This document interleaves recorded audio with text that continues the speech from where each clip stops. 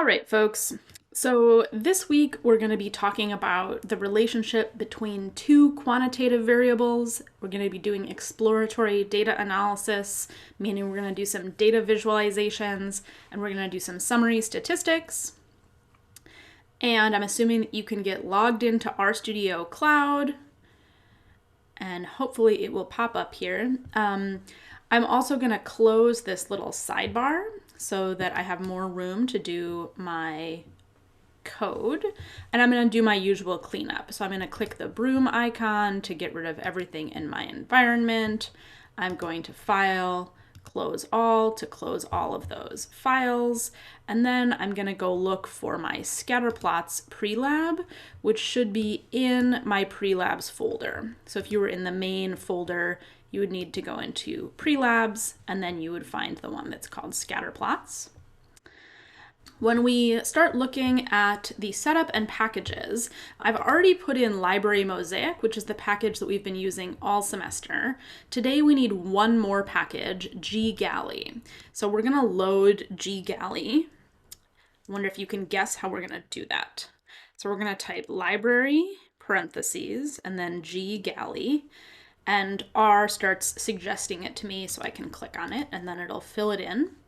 And then I could click the play button, and I get a little message just saying that there's maybe some methods that are being overwritten. That's fine. That's just R giving us some information. And then we'll want to start by reloading the example data set that I use every week.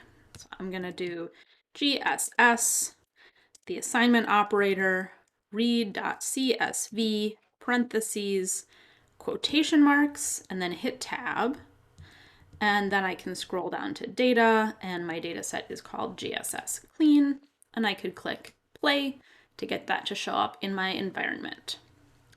So like I said, today we're going to be doing some exploratory data analysis for two quantitative variables.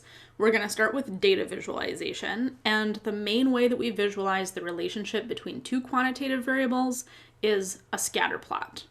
So the function that we're going to use to make a scatter plot is gf_point, because we want a bunch of points. And it's going to take a formula as its first argument. So because we have two variables here, there's going to be a tilde in the middle, and it'll be y tilde x. That's the formula. And then we'll tell the function where the data is located, like what data set we're using. In this case, we're using GSS.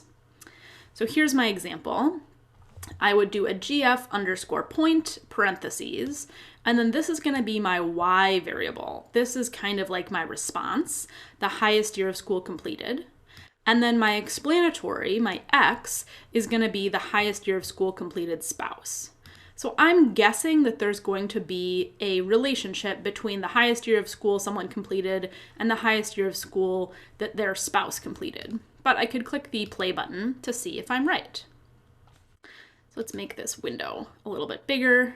Looks like I'm basically correct. So as the number of years of school your spouse completed increases, so does the number of years of school that you completed increase. It's not a perfect relationship.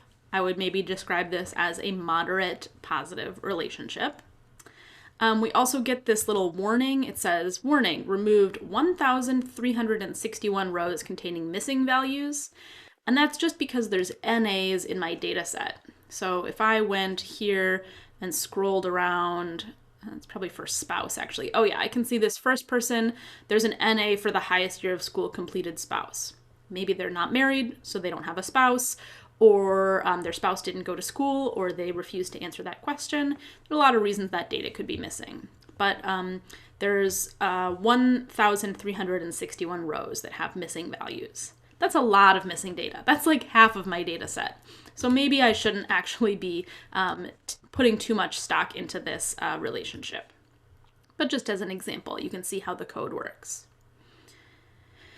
So I think I said this scatter plot shows a positive association, and I would say that it's a moderate relationship. Usually we say weak, moderate, or strong.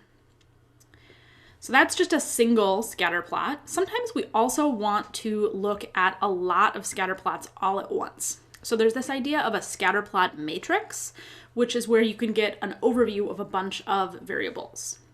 So if you had a really small data set, you could use this function ggpairs, and you could just do ggpairs parentheses like GSS. I'm not going to do that on my data set because I have 45 variables, and then it would have to make 45 times 45 plots, which is a lot.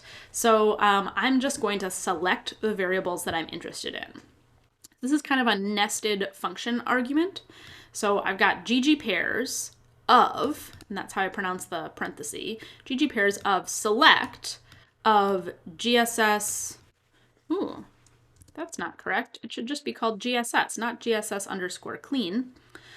Select of GSS, comma, and then I put the names of all the variables that I'm interested in. So I'm interested in highest year of school completed, highest year of school completed spouse, mother, father, hours, and number of brothers and sisters. So if I click the play button here, it's going to take it a little bit of time because it has to make a lot of plots. But here's what I get. So I get a plot of the highest year of school completed. The name of my variable is getting cut off a little bit. Against, what was my second one? Highest year of school completed spouse. This is the relationship that we were just looking at. So I'm looking at the name at the top of this column and then the name on the row. I could also look at highest year of school completed, the relationship with the number of brothers and sisters, which is the one down here. And I don't know, it's not a really clear relationship. It looks like it's a little bit negative. As the number of years of school you have increases, the number of brothers and sisters you have maybe decreases. And this relationship here maybe looks the strongest of all of them to me. That looks pretty positive. So let's see. That is the highest year of school completed, the third one. 1, 2, 3. So that's the mother's schooling, and the fourth one, oh, that's father's schooling. So mother's schooling and father's schooling, pretty highly correlated. So that's what we've got along the bottom of the diagonal here. Along the diagonal, I actually have a density plot of each individual variable. So this is the distribution of highest year of school completed for the spouse, the mother, the father, the number of hours worked. That's centered around 40 hours, makes sense. Number of brothers and sisters is skewed with, looks like the median is probably around like 3 brothers and sisters, but there's that long tail. Some people have a lot of brothers and sisters. So that's some good information. And then above the diagonal, we actually have all the correlations. So I'm going to show you how to make a correlation matrix down in a little bit, but you can actually get that information here as well. So I'm going to look for the biggest correlation here, either positive or negative. And I think it's this one, 0.689. A lot of these correlations are positive. This is maybe the biggest negative one. Oh, nope, this one is the biggest negative one, negative 0.293. But this is my biggest positive one. And that was the highest year of school completed father and highest year of school completed mother, it looks like. So that's pretty highly correlated. So we decided that the one that had the strongest positive relationship was mother's schooling and father's schooling. And the one that had the strongest negative relationship, that was brothers and sisters and school completed father. Number of brothers and sisters and father's schooling. So there's some relationships. So that was some data visualization for 2 quantitative variables. We looked at a single scatterplot and a scatterplot matrix. If we wanted some summary statistics for 2 quantitative variables, the thing to do is the core function for correlation. And again, we can either do a single correlation or we can do a bunch of correlations. So if we want just the correlation between 2 variables, we can use the core function, and it's going to be y tilde x, just like all the other formula functions. Highest year of school completed, tilde highest year of school completed spouse, comma data equals GSS. So I could click the play button here, and it tells me NA.